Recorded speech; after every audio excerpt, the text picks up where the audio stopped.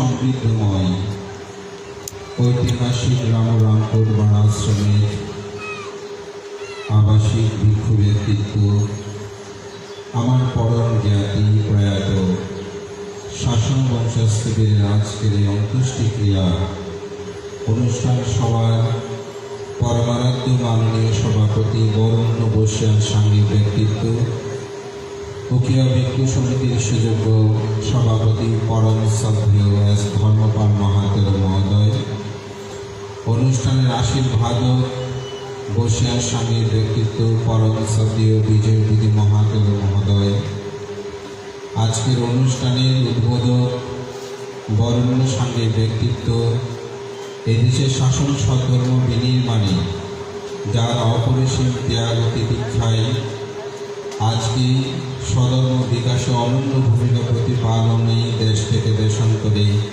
তার শিষ্যমণ্ডলীর সুযোগ্যতায় সধর্ম প্রচারে দায়িত্বমান সেই পরম শ্রদ্ধেয় সধর্মশ্রী বিনয়শীল সাংঘিক ব্যক্তিত্ব বিনয়াচার্য পরম শ্রদ্ধেয় কুশলের মহাতের মহোদয়, অনুষ্ঠানের মুখ্য আলোচক বরেণ্য সাংঘিক ব্যক্তিত্ব মোগলটুলি শ্মশানভূমি সাক্ষ্যমণি বিহারের অন্যতম রূপকার পরিচালক সুদেশক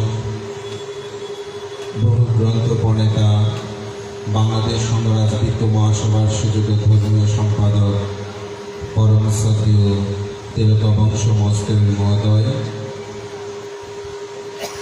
এই অর্থ অঞ্চলের সধর্ম বিকাশ রক্ষায় অনন্য ভূমিকায় যিনি আমাদেরকে কৃতার্থ করেছেন, একুশে পদকে ভূষিত পরম শ্রদ্ধেয় প্রয়াত মাননীয় উপসংরাজ সত্যপ্রিয় মহাতের মহোদয়ের প্রিয়তম শিষ্য রামকেন্দ্র বিহারের সুযোগ্য বিহারগত পরম শ্রদ্ধেয় শিলপ্রিয় মহাতের মহোদয় সহ জ্ঞানপ্রিয় ভিক্ষু প্রমুখ মহাতের সহ প্রমুখ মাননীয় সঙ্ঘের প্রতি বিনম্র চিত্তে শ্রদ্ধা অর্ঘ বন্দনা নিবেদন করছি। আপনাদের সকলের প্রতি মৈত্রী চিত্তে পূর্ণদান এবং প্রয়াত আমার পরম জ্ঞাতির শাসন বংশ স্থবিরের পালকের শান্তি কামনায় পূর্ণদান করছি।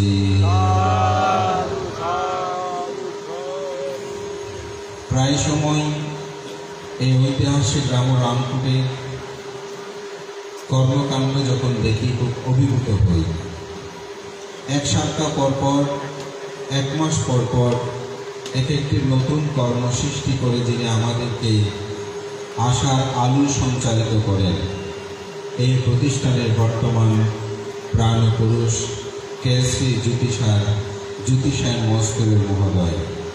তিনি আজকে একজন গুণী ভিক্ষুকে অল্প সময়ের মধ্যে তার নেতৃত্বে এবং দায়িত্বের সমন্বয়ে অতি অল্প সময়ের মধ্যে এত সুন্দর একটি গাঢ়তায় শ্রদ্ধার করিডোরে আবদ্ধ করে যে সুন্দর অনুষ্ঠান আজকে আমাদের সবাইকে উপহার দিয়েছেন, তার জন্য আমি তাদের শ্রী জ্যোতি সেনাস্তবী এবং উদযাপনী পরিষদের প্রতি কৃতজ্ঞতা জানিয়ে পূর্ণদান করছি।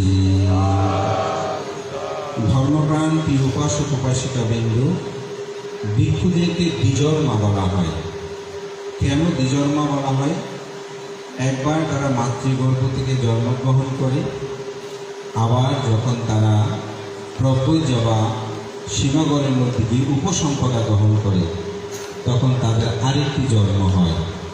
এই জন্যই প্রব্রজ্য গ্রহণকারীকে বলা হয় দ্বিজন্মা। এটি আপনারা নিজেরও লক্ষ্য করলে দেখবেন, প্রথমে জন্মগ্রহণ করে একটা পিতামাতা আমরা লাভ করি, তখন আমাদের একটা নাম হয়। আবার যখন শ্রমণ হয় তখন বলে যে পিতামাতার কথা না, আচার্য বা গুরু যাহা বলে তাহা আপনাকে শুনতে হবে। তখন গুরুর কাছে সেটা প্রার্থনা করে যে আপনি আমার গুরু হন, গুরু সম্মতি প্রদান করে। তখন বলে যে একটা নাম দিতে হবে, তখন আরেকটি নাম হয়। তো সেজন্যই তাদেরকে দ্বিজন্মা বলা হয়। তো শাসন বংশস্থদের মহোদয় তিনি এই জীবনে একজন দ্বিজন্মা পুরুষ, কারণ তিনি চট্টগ্রামের একটি অত্যন্ত উন্নত পল্লী যেটি চন্দনাইশ থানা অন্তর্গত কাঞ্চননগর গ্রাম। ভূগতভাবে এই গ্রামের পশ্চিম পাশ দিয়ে গেছে একেবারে আরকান সড়ক, আবার পূর্ব দিকে সেটি 2000-এর রেললাইন ছিল, এখন তো কক্সবাজার পর্যন্ত এসেছে। তার মাঝখানে এই ছোট্ট গ্রাম, শিক্ষা দীক্ষায় অত্যন্ত উন্নত। ঢাকা বিশ্ববিদ্যালয়, চট্টগ্রাম বিশ্ববিদ্যালয় থেকে শুরু করে বিভিন্ন ক্ষেত্রে চট্টগ্রাম কলেজ, বিভিন্ন কলেজ বিশ্ববিদ্যালয়, ডাক্তার, ইঞ্জিনিয়ার, প্রফেসর থেকে শুরু করে সর্বক্ষেত্রে উন্নত একটি বৌদ্ধ পল্লী এই কাঞ্চননগর গ্রাম। এই গ্রামে সে প্রয়াত উপেন্দ্রলাল বড়ুয়া এবং মাতা মোহনবালা বড়ুয়ার সুযোগ্য পুত্র যে সুধাংশু বিমল বড়ুয়া। আমরা ইতিমধ্যে আমাদের একজন ছোট্ট মণি তার জীবনী পাঠ করেছেন, সেখানে এই বিষয়টা তুলে ধরা হয়েছে। তিনি কর্মময় জীবনে বিএসটি যে কারেজ ওয়ার্কস লিমিটেডে তিনি কর্মরত ছিলেন। তিনি তার কর্মের স্বীকৃতি স্বরূপ 1967 সালে তিনি রাষ্ট্রপতি পুরস্কার লাভ করেন। গৌরবের তার জীবন প্রণালী যে সহধর্মী ছিলেন সে সানা রানী বড়ুয়া, তিনি একজন ধার্মিক উপাসিকা। তাদের সংসারে আমরা যেটা জেনেছি যে এক পুত্র এবং 4 কন্যা। সৌভাগ্যক্রমে তিনি আমার পরম জ্ঞাতি হন। তার বড় কন্যা বেবি বড়ুয়া, তিনিও আমার জন্মতীর্থ শিলঘাটা গ্রামে তিনি পাত্রস্র করেছেন। সেই সুবাদে আত্মীয়তার সাথে বন্ধন আছে। ছোটবেলা থেকেই দেবাশিস তাদের একমাত্র সন্তান, তার সাথে অনেকটা বাল্য জীবনের আমার অনেক স্মৃতি জড়িত। এবং গৃহী জীবনে আমি কাঞ্চননগর অনেকবার গিয়েছি। আমার আপন চাচাতো বোনের শ্বশুরালয় হচ্ছে কাঞ্চননগর। এই ছোট গ্রাম হলে তারা একতাবদ্ধ। ইতিমধ্যে তার একটি দ্বিতল ভবনে সুন্দর বিহার নির্মাণ করেছেন। শিক্ষা দীক্ষা সর্বক্ষেত্রে উন্নত। তিনি তার কর্মময় জীবনে 2007 সালে অবসর গ্রহণ করার পর তিনি সমাজের বিভিন্ন কর্মকাণ্ডে সম্পৃক্ত থাকলেও পরবর্তীতে ইতিমধ্যে আপনারা জেনেছেন যে 2013 সালের 12 মার্চ সেই পরম শ্রদ্ধা আন্তর্জাতিক খ্যাতিসম্পন্ন সাংবাদিক ব্যক্তিত্ব প্রজ্ঞাবংশ মহাতর মহোদয়ের সান্নিধ্যে এসে তিনি প্রভু জৈব সম্পদা জীবন গ্রহণ করেন। তখন তার নাম হয় শাসন বংশ শ্রমণ করে ভিক্ষু। এই হল তার বলা যায় প্রথম ধর্মের জীবন। এবং তিনি তার পুত্রকন্যা তাদেরকে যথাযথভাবে ব্যবস্থাপনা আদি করেই তিনি প্রভুজা উপসম্পদা গ্রহণ করেছেন। সাধারণত বৃদ্ধ বয়সে প্রভুজ উপসম্পদা অনেকটা নিরুৎসাহিত করা হয়। অনেকে এসে আমাদের কাছে প্রার্থনা করলে আমরা অনেকটা নিরুৎসাহিত করি অনেক সময়, কারণ তাদের দীর্ঘ জীবনের গৃহী জীবনের কিছু স্বভাব অনেক সময় তারা পরিবর্তন করতে পারে না। বিশেষ করে অহংকারটা বলবো, আমি বয়স এরকম হয়েছে, অনেক সময় তারা হিসাব করে বলে যে অমুক পান্তে বড় হলেও কিন্তু বয়সে তিনি আমার ছোট, তিনি আমার অমুক। তারপর সংসারের বিভিন্ন কথাবার্তা আমাকে এমন করেন তেমন করেন, আমার গৃহী জীবন সম্পর্কে আপনি জানেন, আমি এমন ছিলাম তেমন ছিলাম। এগুলো নিয়ে শ্রমণ ভিক্ষুদের অনেক সময় বকাঝকা বা মান জিনিসটা তাদের মধ্যে অনেক সময় কাজ করে, যার কারণে বৃদ্ধ প্রকৃতি নিতে চাইলে অনেক সময় অনুৎসাহিত করা হয় অথবা অনেকেই করতে চায় না। এই কারণটা এই জন্যই বলছি, অনেক সময় মানটা কাজ করে। তো আজকে আমাদের জ্যোতিষায়ন এসবি তার বক্তব্যটা আমি খুব মন দিয়ে শ্রবণ করেছি। আধুনিক প্রেক্ষাপট, ঐতিহাসিক এই স্থানের প্রেক্ষাপট, এই সধর্ম সমাজকে রক্ষা এবং শাসন বংশ এস্তবির জীবনী কথা শুনে আমি খুব অভিভূত হয়েছি এবং সেটা আমি নিজেও প্রত্যক্ষ সেটা দেখেছি।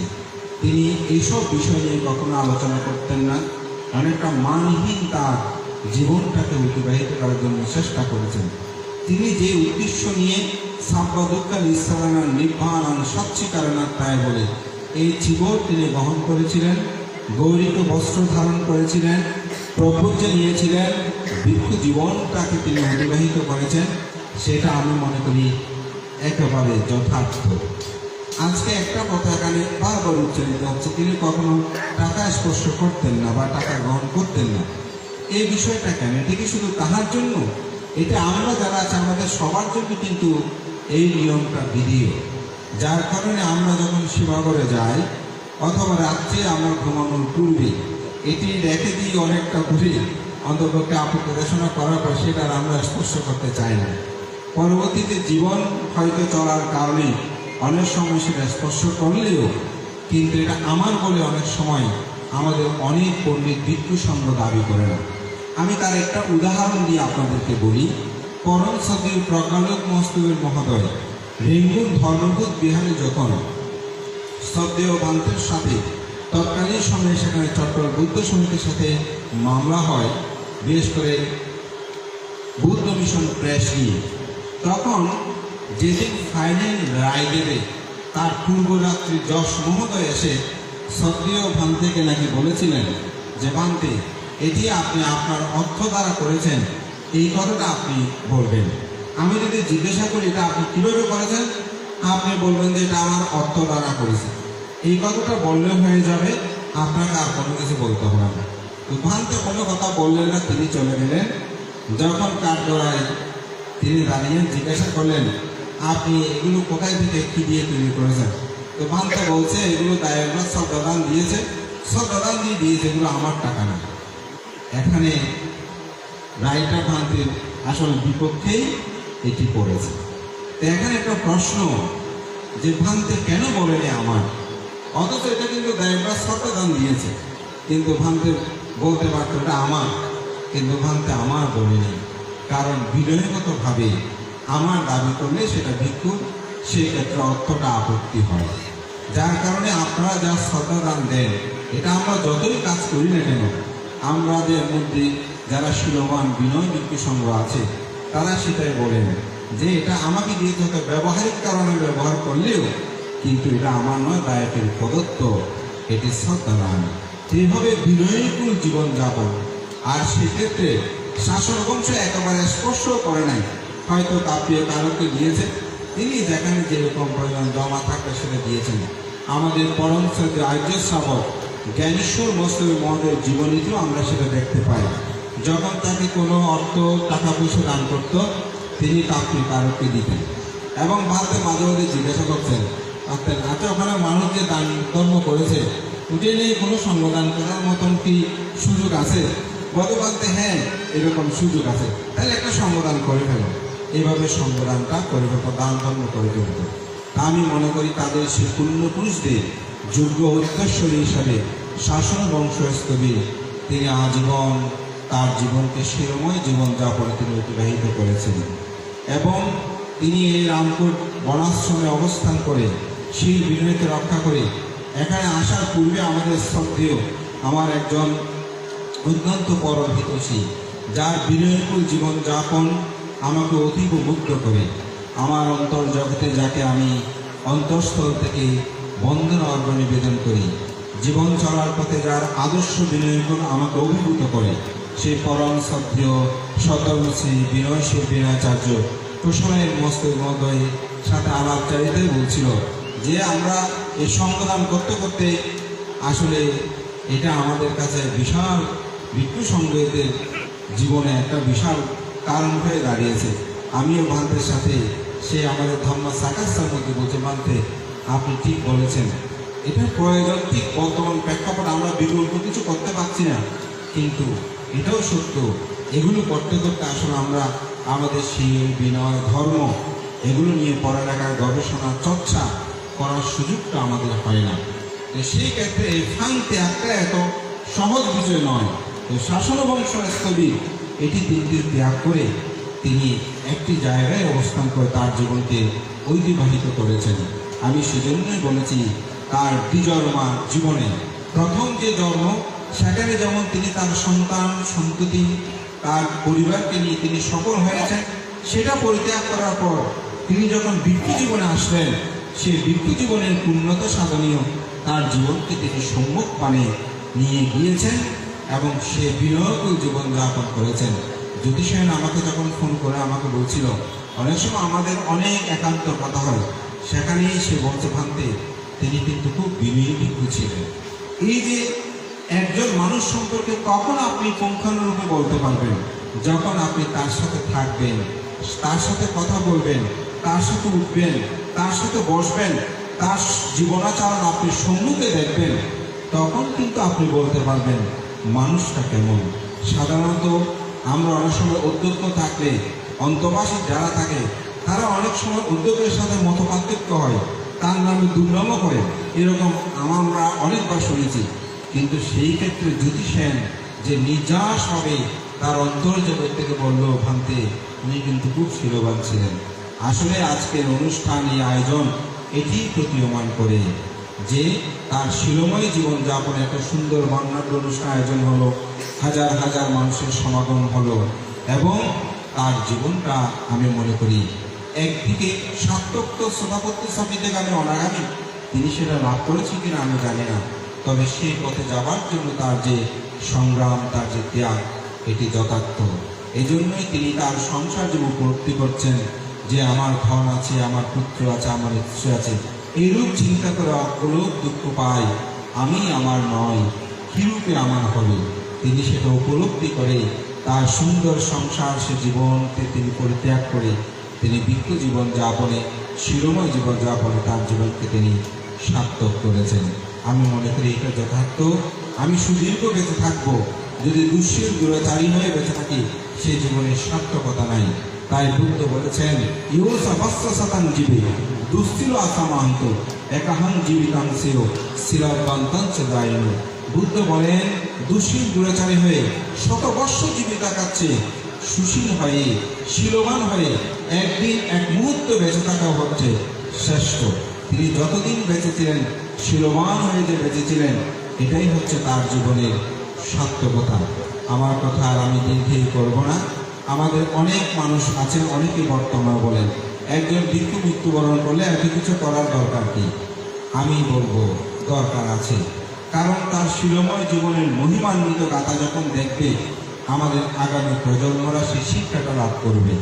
প্রকৃততে দিন দিন আমাদের মধ্যে ভিক্ষু সংঘের সংখ্যা কমে যাচ্ছে। এটা আপনার হয়তো অনেকে বললে ভাবতে, আগে তো 5 জন খান করলে 4 জন পাওয়াটা কঠিন ছিল, এখন 5 জন খান করলে তো 8-9 জন পাই। কিন্তু আসলে এটা আমরা যারা শাসন শব্দের কথা চিন্তা করি, আমরা কিন্তু এটা ভাবছি, এটা হলেও কিন্তু প্রকৃতপক্ষে সুদীর্ঘকাল শাসনে অবস্থান করবে এমন ভিক্ষুর সংখ্যা কিন্তু খুবই কম। কোয়ালিটি কোয়ান্টিটি বিষয়গুলো যখন ভাববেন, এটা আমি বিভাজন করব না সঙ্গের মধ্যে, তবে আপনারা বুঝতে পারবেন আমাদের মধ্যে ভিক্ষু সংঘ অবস্থানটা কেমন। তাই আমি মনে করি যারা রিটায়ার্ড হয়, আমাদের শাসন বংশ ভিক্ষুর মতো ত্যাগী মানসিকতা সম্পূর্ণতা থাকে, তাদের ভিক্ষু হওয়াটা উচিত। তাহাতে নিজের জীবনে শিলময় জীবনযাপনটা হয় এবং শাসন শব্দের মূল্য উন্নতি সাধন হয়। এটি আমি মনে করি আমাদের খুব প্রয়োজন, এবং সেভাবে আমি বর্তমানে উৎসাহিত করি। তারা আসলে অন্তপক্ষে শিলময় জীবনযাপন করলে আমাদের বিহার শাসন সদ্ধর্ম রক্ষার ক্ষেত্রে ভূমিকা তারা প্রতিপালন করবে। তবে সেই ক্ষেত্রে অবশ্যই আমি বলবো, শাসন এবং শাস্ত্রদের মতন জীবনটা যেন আমরা বেছে নিই, পিছু টান যেন না থাকে। তিনি কিন্তু কোনো পিছু টান রেখে আসেননি। তার ছেলে মেয়েরা সবাই শাসক্ষেত্রে প্রতিষ্ঠিত, এবং তার সহধর্মী যিনি ছিল গৃহী জীবনে, তিনি অত্যন্ত ধার্মিক এবং শিলময় জীবন। তার মেয়েগুলো, তার পুত্রও সেরকমভাবে ধর্মময় জীবনযাপন করে। আমাদের একজন নান্টুবাবু বলেন, উনি অনেকটা ব্রহ্মচারী জীবনযাপন করে, যদি এখন ভিক্ষু হয়নি। তো আমি যখন প্রতেঙ্গা জায়গাটা ওনার কাছ থেকে নিচ্ছিলাম, দেখি সেখানে দেবাশিস, দুজনের সাথে দেখা খুব আন্তরিক, এবং দেবাশিসও সেখানে অর্থ দেওয়া পারে। সেও খুব আমার পক্ষ হয়ে বলেন এখানে বিহার করবো, আপনি একটু সহযোগিতা করেন। তা আমি জিজ্ঞাসা করলাম, দেবাশিস তুই বলতে আমার সাথে ওনার খুব ভালো সম্পর্ক। তো তখনই মনে মনে ভাবলাম, একটা ভালো মানুষের সাথে দেবাশিস চলে, বোধহয় দেবাশিসের মধ্যেও এই সুন্দর মানসিকতাটা আছে। এটা সত্যি। আপনি যখন মদতির সাথে চলবেন, তখন মনে হলো উনি মদ খাই মদতির সাথে চলে, বোধহয় সেদিকে। যখন দেখলাম যে একটা শাসন হিতৈষী মানুষের সাথে চলে, তার সাথে বন্ধুত্ব, তাহলে দেবাশিস সেইভাবেই তার জীবন প্রতিবাহিত করছে। এটা আমার মনের ধারণা। বাস্তবতা কি আমি সেটা হয়তো জানি না, কারণ আমি অহেতুক কোনো বিষয় না জেনে আবার প্রশংসা করার মানুষ আমি নই, যেটা বাস্তবতা, এবং সেই সহযোগিতা করেছে। এভাবেই আসলে তার শাসন বংশের যে জীবন, এটি যেন আমাদের মধ্যে অনুধাবন হয়। আমি যখনই রামপুরে আসতাম, তিনি আমাকে বাজি বলেই কথা বলতো, ও বাজি ইস্যু, এই কথা আমাকে বলতেন। জ্যোতি স্যার আমাকে সেদিন বলে, একটু যদি বলতে বান্ধে আমরা বাজ আমার এগুলো ফোনও দিলেন না। আসলে আমি বললাম, আসলে কয়দিন রাখো না রাখো, আমি একটু ব্যস্ত ছিলাম। তবে এখন ফেসবুক করলে পুণ্যদান, এটাই বলা যায়। তো যাই হোক, আমি কৃতজ্ঞতা জানাই জ্যোতি স্যারের প্রতি। আমার প্রতি যে শাসন বংশের একটা হৃদ্যতা, জ্ঞাতির বন্ধন ছিল, সেটা সেই মনে রেখেই বলেছে। আসলে আজকে আমার ওখানে এবং শুক্রবার সবাই জানে সংবিধান থাকে, শুধুমাত্র এটাই একান্ত জ্ঞাতির প্রতি কৃতজ্ঞতা প্রকাশে আমার আজকে এখানে আগমন। তিনি ভালো মানুষ ছিলেন বলে হয়তো তার আজকের এই গুণকীর্তি। আমি মনে করি তার পরিবার তার আত্মপ্রসাদ লাভ করতে পারে। আমাদের পরম সাথী পণ্ডিত ধর্মদার মস্তকের মধ্যনিকে তার দ্বিতীয় খণ্ডের ভূমিকায় তিনি এই কথাটি বলেছেন, যখন কোনো মানুষ আত্মপ্রসাদ করে বুদ্ধ উক্তি, আমার বাবা ভিক্ষু ছিলেন, আমার দাদা ভিক্ষু ছিলেন, আমার জ্যাঠা ভিক্ষু ছিলেন, আমার ভাই ভিক্ষু ছিলেন, এরূপ আত্মপ্রসাদ করে তখন তাদের পুণ্য প্রবৃদ্ধি হয়। তো আজকে এটাই যেন আমাদের মধ্যে জাগ্রত হয়। বুদ্ধের শেষোক্তি সে কথাটি, হান্দা দানে বিক্ষাবে আমন্তা নিব বায়া ধর্ম সাংকারা পমাদে না সম্পাদিত। বুদ্ধ বলেন, জগতে যাহা কিছু উৎপন্ন হয় সমস্ত কিছু ক্ষয়শীল, তোমরা অপ্রমত্তের সহিত তোমাদের স্বীয় কর্ম সম্পাদন করো, অর্থাৎ জাগৃত থেকো, কখনো পাপকর্ম করো না, সৎকর্ম ভালো কর্মগুলো সম্পাদনের মাধ্যমে আমরা যেন আমাদের জীবনকে অতিবাহিত করি। এটি যদি আমরা ধরে রাখতে পারি, আমাদের অন্তর জগতে জাগ্রত করতে পারি, তবেই আমাদের জীবনটা জাগরিত হবে, বুদ্ধির উক্তিটা যথার্থ হবে। সবার কাছে সে আহ্বান রাখবো এবং আমাদের এরূপ অনুষ্ঠান যদি সদিচ্ছা থাকে, আন্তরিকতা থাকে, এটা করা যায়। তিনি ভিক্ষু ছিলেন বলে যে এরূপ দেখে আমি মনে করি আমাদের যারা প্রজন্ম তাদের মধ্যে একটা চেতনা জাগ্রত হবে যে ভিক্ষু হলে তাদেরকে এরকম করে গৌরব করে, সম্মান করে, শ্রদ্ধা করে, তার সার্বজনীনতা সবার মধ্যে বিদ্যমান থাকে, তখন কিন্তু এই চেতনাটা আসবে। তাই ভিক্ষু গিয়ে একত্রিত করলে হবে না, একসাথে করতে হবে। বছরকে বছর রাখার আমি পক্ষে নয়, তবে সেটা মাসখানেকের মধ্যে, মাস দুয়েকের মধ্যে আমরা সুন্দর একটি আয়োজনের মাধ্যমে গাঢ়তায়, শ্রদ্ধায়, সম্মানে সেটা আমরা করতে পারি।